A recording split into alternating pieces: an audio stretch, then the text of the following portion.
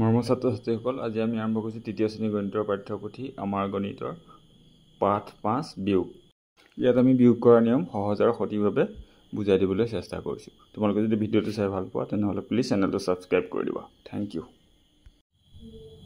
পাঠ ৫ বিয়োগ। যাদৱ পায়েং এগৰাকী প্ৰসিদ্ধ পৰিৱেশপ্ৰেমী। অসমৰ যোৰহাট জিলাৰ ককিলামুখ অঞ্চলৰ ব্ৰহ্মপুত্ৰৰ অৰুণা চাপৰি এক বৃহৎ চৰ অঞ্চলত গছপুলি ৰোপণ কৰি চৰ অঞ্চলটোক তেখেতে অৰণ্যলৈ ৰূপান্তৰ কৰিছে। নতুন দিল্লীৰ জৱাহৰলাল নেহৰু বিশ্ববিদ্যালয়ে তেখেতক ভাৰতৰ অৰণ্য মানৱ ফৰেষ্ট মেন অফ ইণ্ডিয়া উপাধি প্ৰদান কৰিছে। 2015 চনৰ 26 জানুৱাৰীৰ দিনা ভাৰত চৰকাৰে তেখেতক পদ্মশ্ৰী অভিধাৰে সন্মানিত কৰে। যাদৱ পায়েঙৰ আদৰ্শৰে অনুপ্ৰাণিত হৈ আদৰ্শ প্ৰাথমিক বিদ্যালয়ৰ শিক্ষাৰ্থীসকল, শিক্ষক-শিক্ষয়িত্ৰীসকল, অভিভাৱকসকল আৰু গাঁওখনৰ আত্মসহায়ক গোটৰ মহিলাসকলে তেওঁলোকৰ অঞ্চলত গছপুলি ৰোপণ কৰিবলৈ থিৰাং কৰিলে। সেই উদ্দেশ্যে 5 জুন বিশ্ব পৰিৱেশৰ দিনা নিয়ৰৰ দেউতাকে তেওঁৰ নাৰ্চাৰীৰ পৰা 147টা গছপুলি বিদ্যালয়লৈ আৰু 37টা গছপুলি আত্মসহায়ক গোটলৈ আগবঢ়ালে। আত্মসহায়ক গোটৰ মহিলাসকলে প্ৰথমে গাঁৱৰ নামঘৰৰ চৌহদত 13টা গছপুলি ৰুলে। তেওঁলোকৰ লগত ৰুবলৈ থকা গছপুলিৰ সংখ্যা ৰেখাৰ সহায়ত চাওঁ আহা। এইডাল চোৱা সংখ্যা ৰেখা। আত্মসহায়ক গোটৰ মহিলাসকলক নিয়ৰৰ দেউতাকে দিছিলে 37টা গছপুলি, হয়নে? আৰু তাৰে 13টা গছপুলি তেওঁলোকে ক'ত ৰুলে? নামঘৰৰ চৌহদত ৰুলে। তেওঁলোকৰ লগত ৰুবলৈ থকা গছপুলিৰ সংখ্যা ৰেখাৰ সহায়ত চাওঁ আহা। তেওঁলোকক দিছিলে 37টা গছপুলি, তাৰে ৰুলে 13টা। এতিয়া আমি চোৱা 10টা, এইখিনিলৈকে 10টা ৰুলে হ'ব 27, আৰু 1টা 2টা 3টা, 2 3 13টা। 13টা ৰুলে তেওঁলোকৰ হাতত কেইটা গছপুলি থাকিব? 24টা থাকিব। 37ৰ পৰা 13 বিয়োগ কৰিলে হয় 24। এতিয়া চোৱা, মহিলাসকলৰ হাতত থকা 24টা পুলিৰ 15টা পুলি তেওঁলোকে আলিবাটৰ দাঁতিত শাৰী শাৰীকৈ ৰুলে। এতিয়া তেওঁলোকৰ লগত কেইটা পুলি থাকিব? এতিয়া আমি যদি 24ৰ পৰা 10টা পুলি বাদ দিওঁ তেতিয়া হ'ব 14টা। 14ৰ পৰা আকৌ 15টা ৰুইছে নহয়, আৰু যদি এই 10টা আৰু 5টা 13, 1টা 2টা 3টা 4টা 5টা আমি পালোহি। 24টাৰ পৰা আমি যদি 15টা বিয়োগ কৰিম তেতিয়া থাকিব 9টা পুলি, হয়নে? 24টাৰ পৰা 15টা পুলি ৰুলে ৰাস্তাৰ কাষত, আলিবাটৰ কাষত, গতিকে তেওঁলোকৰ হাতত থাকিল 9টা। ৰৈ যোৱা পুলি আত্মসহায়ক গোটৰ সৈতে নিজৰ ঘৰৰ চৌহদত ৰুলে। ৰৈ যোৱা 9টা পুলি আত্মসহায়ক গোটৰ সদস্যই নিজৰ ঘৰত ৰুলে। সংখ্যা ৰেখাৰ সহায়ত বিয়োগ কৰা 32ৰ পৰা 15। চাওঁ আমি এতিয়া 32ৰ পৰা যদি আমি 15 যায়, 1 2 3 4 5 6 7 8 9 10, এইখিনিলৈকে 10, আৰু 1 2 3 4 5, 10 5 15। 32ৰ পৰা 15 গ'লে থাকিব গতিকে 17। এনেকৈ আমি সংখ্যা ৰেখাৰ সহায়ত বিয়োগ কৰিব পাৰোঁ। 15 মানে প্ৰথমতে 10 কৰিলোঁ, তাৰপিছত 5 কৰিছোঁ। তোমালোকে চিধা চিধি এনেকৈ কৰি পেলাই 15ও কৰিব পাৰা। আমি সহজ হ'বৰ কাৰণে 10 আৰু 5ত ভাগ কৰি পেলাই এনেধৰণে কৰিছোঁ। 56ৰ পৰা 22। এতিয়া চোৱা, এইটো হ'ল 56। 56ৰ পৰা আমি যদি 10কে যাওঁ, 1 2 3 4 5 6 7 8 9 10। আকৌ যদি 10 যাওঁ, 1 2 3 4 5 6 7 8 9 10 আৰু 2, হয়নে? 22। গতিকে 2, এইটো 1, এইটো 2, 2 গতিকে হ'ব 34 এইটো আমি 10 আৰু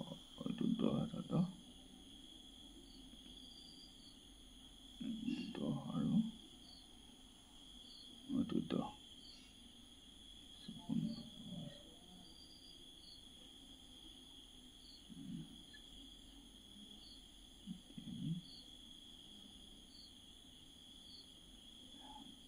কিমান হ'ব আৰু 34 হ'বনে পুনৰ পৰা 22 কিলো হ'ব আমি 34 4 3 ঠিক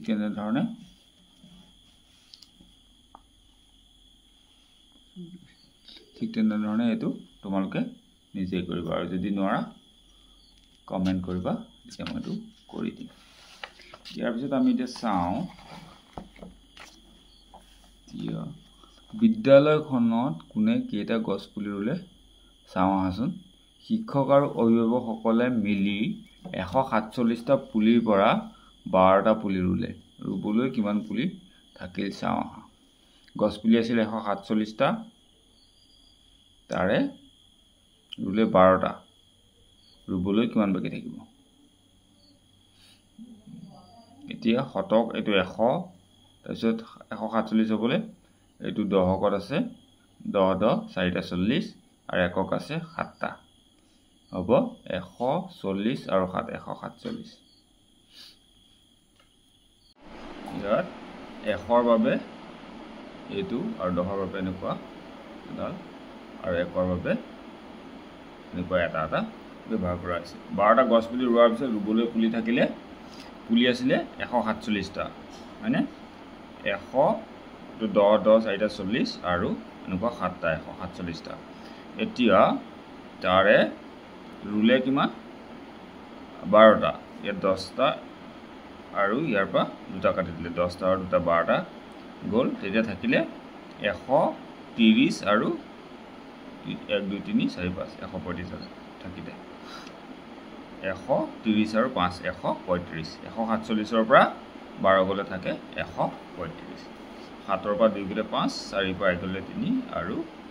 1টো ইয়াত তলতে কোনে কাৰণে 1টো নামি আহিব এটো আমি এনেকেও দেখাব পাৰো 147 পৰা 12 গ'লে থাকে 135 এবাৰ পঞ্চম শ্ৰেণীৰ 22 গৰাকী শিক্ষাৰ্থী একোটাকৈ পুলি ৰুলে কিমানটা পুলি ৰুবলৈ থাকিল 22 গৰাকী শিক্ষাৰ্থী একোটাকৈ পুলি ৰুলে মানে 22টা পুলি ৰুলে এতিয়া কিমানটা পুলি থাকিব আছিল 135টা তাৰে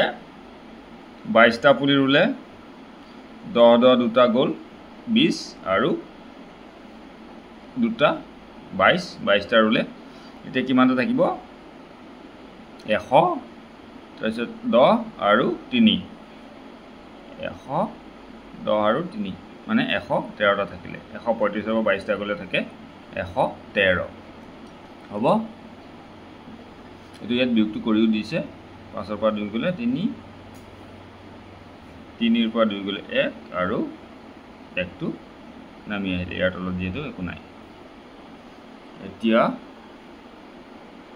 আমি চাওঁ আৰু এটো একক দহক শতক এনেকে এটো হিচাপে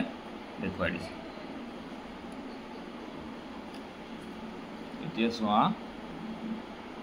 সেইদিনা বিদ্যালয়ত প্ৰথম শ্ৰেণীৰ পৰা চতুৰ্থ শ্ৰেণীলৈ মুঠ 110 গৰাকী শিক্ষাৰ্থী উপস্থিত আছিল জ্যেষ্ঠসকলৰ সহযোগত তেওঁলোকো গায়পতি একোটাকৈ গছপুলি ৰোৱাত কিমান গছপুলি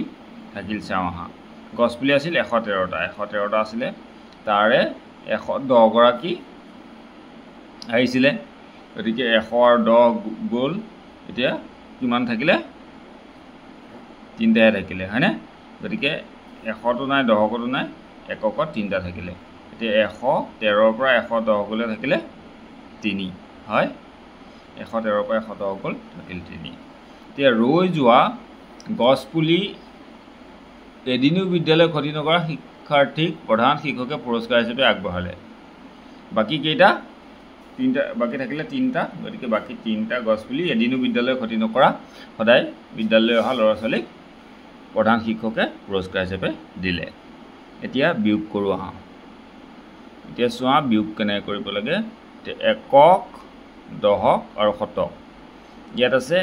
276 আৰু তাৰ পৰা বিয়োগ কৰিব লাগে 3 × 4 34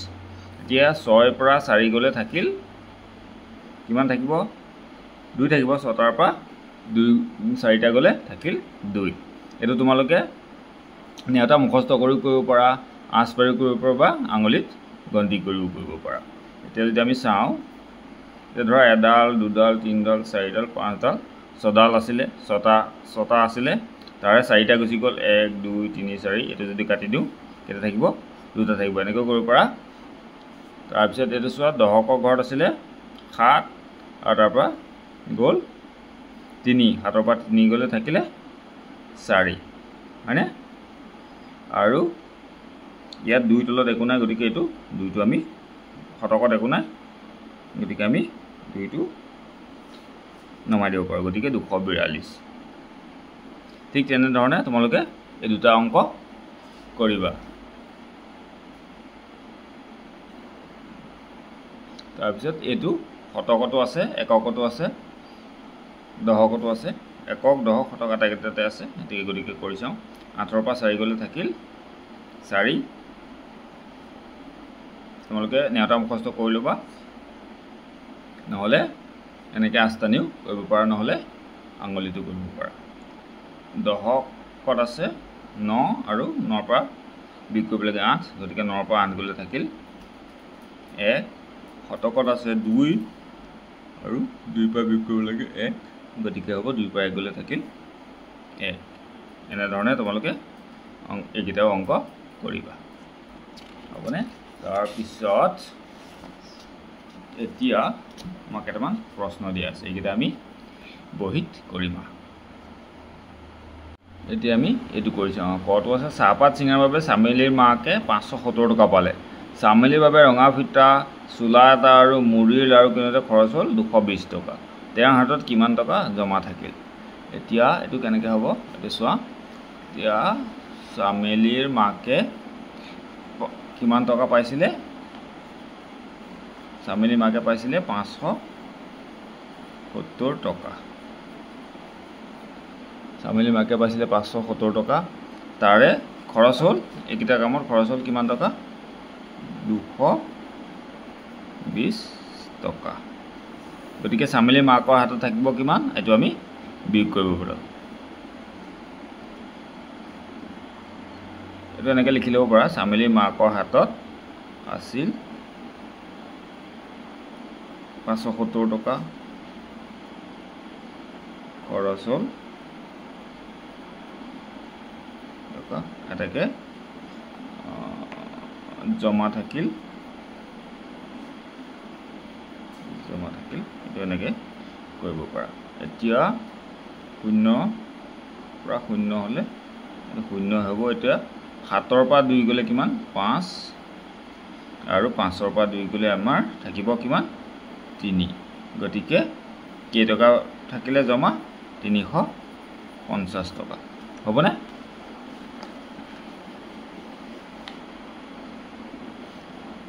চামেলিৰ মাকৰ আছিল 570 টকা তাৰে খৰচ হ'ল 220 টকা গতিকে জমা থাকিলে 350 টকা হ'ব এতিয়া আমি খটো চাওঁ খটো কি কৈছে পমীৰ দেউতাকে এদিনাখন 227টা ৰঙালাও বজাৰলৈ বিক্ৰী কৰিবলৈ লৈ গৈছিল বিক্ৰী নোহোৱা 115টা ৰঙালাও তেওঁ ঘূৰাই আনিছিল সেইদিনা তেওঁ কিমানটা ৰঙালাও বিক্ৰী কৰিছিল এতিয়া আমি লিখিব পাৰো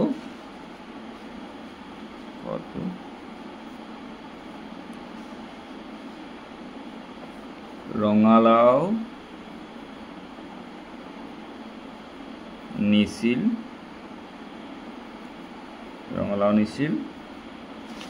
কিমানটা 227টা ৰঙালাও নিছিলে 227টা এতিয়া বিক্ৰী হ'ল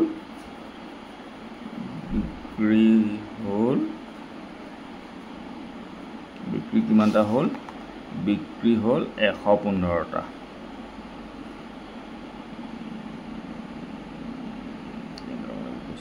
নহয় এটো বিক্ৰী হ'ল নহয় এটো কেইটা হ'ল ঘূৰাই আনিলে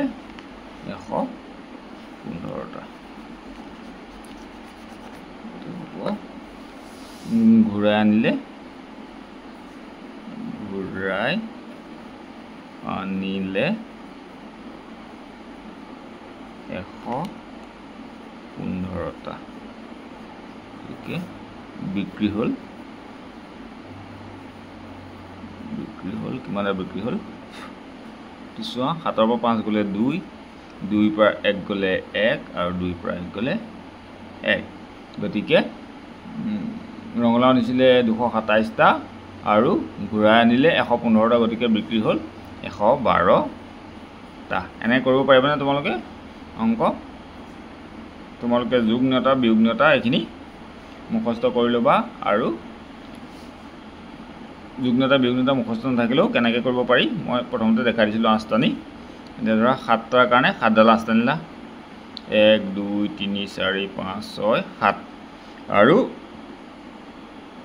5টাৰ কাৰণে তুমি যদি 5ডাল 8 কাটি দিয়া 1 2 3 4 5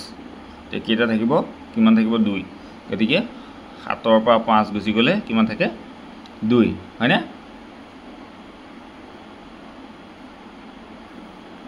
এতিয়া গটো চাওঁ এনেকৈ তোমালোকে এইকেইটাৰ কাৰণেও কৰিব পাৰা 2 পৰা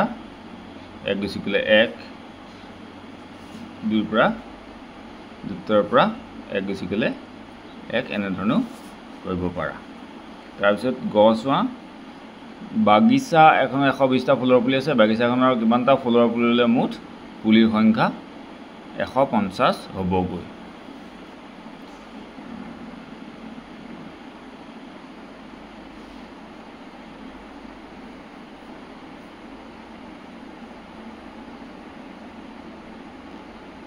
এইটো আমি কেনেকৈ কৰিম কিমানটা পুলি লাগিব বাগিচাখনত 120টা আছে আৰু পুলি সংখ্যা হ'ব লাগে কিমান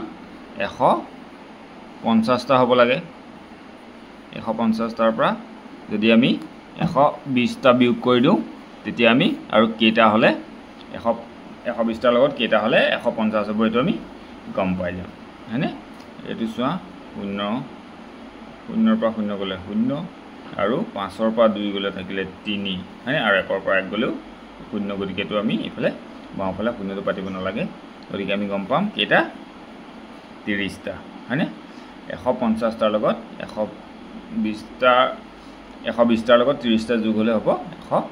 150টা এতিয়া ঘৰটো চোৱা ৰমাৰ হাতত 178 টকা আছে 200 টকা হ'বলৈ ৰমাক কিমান টকা লাগিব এইটো একেই 200ৰ পৰা যদি আমি 178 বিয়োগ কৰি দিওঁ তেতিয়া আমি 178ৰ লগত কিমান টকা যোগ কৰিলে 200 টকা হ'ব সেইটো পাই যাওঁ এইটো চোৱা আমি ঘৰটো 200 বিয়োগ 178 যদি আমি বিয়োগ কৰোঁ এইটো আকৌ আমি কেনেকৈ বিয়োগ কৰিম ইয়াৰ এটা নিয়ম আছে এইটো আমি শিকাই দিছোঁ বাৰু ঠিক আছে এই অংকটো চোৱা ইয়াত অকণমান বেলেগকৈ আছে হয়নে আগৰ কেইটাতকৈ গতিকে আমি এইটো কেনেকৈ কৰিব লাগে চাওঁ আহা ইয়াত আছে ওপৰত আছে 0 0ৰ পৰা 8 বিয়োগ কৰিব নোৱাৰি গতিকে আমি এইফালৰ পৰা ধাৰ কৰিব লাগিব এতিয়া আমি ধাৰ কেনেকৈ কৰিম সেইটো চাওঁ আহা আমাৰ যদি ইয়াতো 0 আছে গতিকে 0ৰ পৰা আমি ধাৰ কৰিব নোৱাৰোঁ হয়নে ইয়াত যদি বেলেগ সংখ্যা থাকিলেহেঁতেন তাৰ পৰা ইয়ালৈ ধাৰ কৰিলোঁ কিন্তু ইয়াতো 0 আছে কাৰণে আমি ধাৰ কৰিব নোৱাৰোঁ গতিকে আমি এই শতকৰ ঘৰত থকা 2 পৰা ধাৰ কৰিব লাগিব ইয়াত চোৱা একৰ ঘৰত আছে 0 দশকৰ ঘৰত আছে 0 শতকৰ ঘৰত আছে 2 এতিয়া ইয়াত আকৌ তলত একৰ ঘৰত আছে 8 দশকৰ ঘৰত 7 আৰু শতকৰ ঘৰত আছে 1 আমি এতিয়া ইয়াত চালোঁ যে 0ৰ পৰা 8 নাযায় গতিকে আমি দশকৰ ঘৰত যদি সংখ্যা আছে তাৰ পৰা আমি ইয়ালৈ 1 দশক ধাৰ কৰিলোঁ কিন্তু ইয়াত নাই গতিকে আমি শতকৰ পৰা প্ৰথমতে দশকলৈ ধাৰ কৰিব লাগিব এতিয়া 2 শতকৰ পৰা আমি ইয়ালৈ যদি 1 ধাৰ কৰোঁ তেতিয়া কিমান হ'ব ইয়াত হৈ যাব 100 ধাৰ কৰিলে মানে 10 হৈ যাব হা এতিয়া 10ৰ পৰা আকৌ আমি ইয়ালৈ 1 10 লৈ যাম এতিয়া 10ৰ পৰা ইয়ালৈ 1 10 লৈ গ'লে ইয়াত হ'ব 10 হয়নে একৰ আগত যদি বহাই দিওঁ 10 তেতিয়া 10ৰ পৰা যদি 8 বিয়োগ কৰোঁ এইটো হ'ব 2 আৰু ইয়াত থাকিলে ইয়াৰ পৰা এইটো 10 10 আছিলে 10 10ৰ পৰা কি হ'ল আমি ইয়ালে 1 10 লৈ গ'লো কাৰণে ইয়াত থাকিলে 9 10 10ৰ পৰা 1 গ'লে 9 হয়নে ইয়াত 9 থাকিলে 9ৰ পৰা 7 গ'লে থাকিব 2 আৰু ইয়াত কিমান আছিলে ইয়াত যেহেতু 2ৰ পৰা আমি 100 লৈ গৈছিলো গতিকে ইয়াত থাকিব 1 1ৰ পৰা 1 গ'লে 0 বাওঁফালে 0টো বহাব নালাগে এটো বুজি পাইছনে তোমালোকে কেনেকৈ কৰিব লাগে কথাটো এটো যদি এনেকৈ বুজি পোৱা নাই তোমালোকে সাধাৰণতে ভাবিলে হ'ল আমি 2 পৰা ইয়ালে 1 ধাৰ কৰিলো 10 হ'ল 10ৰ পৰা আকৌ আমি ইয়ালে 1 ধাৰ কৰিলো ইয়াত 10 হ'ল কিন্তু ইয়াত ইয়াৰ পৰা যেহেতু 1 10 লৈ গ'লো গতিকে ইয়াত 9 থাকিলে 10ৰ পৰা 1 গ'লে থাকিল 9 ইয়াত 9 থাকিব আৰু ইয়াত 10 হ'ল 10ৰ পৰা 8 গ'লে থাকিব 2 এতিয়া ইয়াত থাকিলে 9 9ৰ পৰা 7 গ'লে 2 আৰু এটো 1 থাকিলে ইয়াত 1ৰ পৰা 1 গ'লে 0 হ'ব বুজি পাইছনে এটো নাই বুজি যদি কবা মই এটো আকৌ বুজাই দিম হ'ব তাৰ পিছত এতিয়া চাও আমি ইয়াৰ পিছত কেটামান তেনেকুৱা ধাৰ কৰা অংক দিছে ইয়াত তোমালোকক ধুনিয়াকৈ ইয়াৰ সতি দি দিছে বুজাই দিছে এই ব্লকখিনিৰে এতিয়া আমি অংককিটা প্ৰথমতে কৰি চাওঁ তে বিয়োগ কৰো আহা এতিয়া ইয়াত আছে এককৰ ঘৰত আছে 2 2 পৰা বিয়োগ কৰিব লাগে 6 তে 2 পৰা 6 বিয়োগ নহয় গতিকে আমি ইয়াত 3 দশক আছে তো 3 দশকৰ পৰা ইয়ালে আমি 1 লৈ আহিম ইয়াত কিমান হৈ যাব 1 দশক লৈ আহিলে ইয়াত হৈ যাব 12 12 পৰা 6 গ'লে আমি 12 পৰা 6 বিয়োগ কৰিলে 6 আৰু ইয়াত যেহেতু ইয়াৰ পৰা 3 পৰা 1 ইয়ালে লৈ গ'লো ইয়াত থাকিলে 2 2 1 গ'লে 1 আৰু ইয়াত 1 আছে তলত একো নাই গতিকে 1 টো আমি আহিব 116 এটো বুজি পাইছা তাৰ পিছত ইয়াতো ঠিক তেনেকৈ 5ৰ পৰা 7 বিয়োগ নহয় গতিকে ইয়াৰ পৰা এই দশকৰ ঘৰৰ পৰা এককৰ ঘৰলৈ 1 10 লৈ আহিলো ইয়াৰ পৰা 1 10 লৈ আহিলে কিমান হ'ব 15 15ৰ পৰা 7 গ'লে 8 8 7 হয় 15 হয়নে 15ৰ পৰা 7 গ'লে 8 তাৰ পিছত ইয়াৰ পৰা যেহেতু 1 লৈ গ'লো ইয়ালে ইয়াত থাকিব 3 3ৰ পৰা 2 গ'লে থাকিল 1 আৰু এই 3টো তলত একোনা কাৰণে নামি আহিব ঠিক আছে 318 345ৰ পৰা 27 বিয়োগ হ'লে 318 তাৰপিছত এটো চোৱা 1ৰ পৰা 9 নাযায় গতিকে ইয়াৰ পৰা 1 আনিলে ইয়াত হ'ব 11 11ৰ পৰা 9 গ'লে থাকিল 2 এতিয়া 4ৰ পৰা ইয়ালে 1 গৈছিলে 4 দশকৰ পৰা 1 দশক ইয়ালে লৈ গৈছিলো ইয়াত 3 তলতো 3 আছে 3ৰ পৰা 3 গ'ল থাকিল 0 আৰু 6টো ইয়াৰ পৰা ধাৰ কৰা নাই আমি গতিকে 6টো তলত একো নাই 6টো নামি আহিব 602 আৰু 39 হলে 641 হ'ব এইখিনিলৈকে এটো ভিডিঅ'ত কৰি দিছো ইয়াৰ পিছৰখিনি আমি ইয়াৰ পিছৰটো ভিডিঅ'ত কৰি যাম তোমালোকে চাই থাকিবা ধন্যবাদ